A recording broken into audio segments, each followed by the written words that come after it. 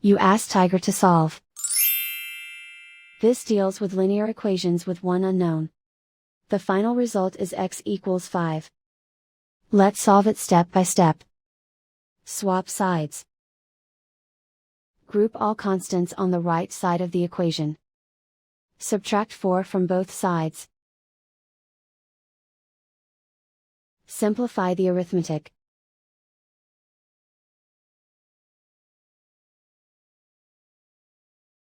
Isolate the x. Divide both sides by 3. Simplify the fraction. Find the greatest common factor of the numerator and denominator. Factor out and cancel the greatest common factor. And so the final result is x equals 5.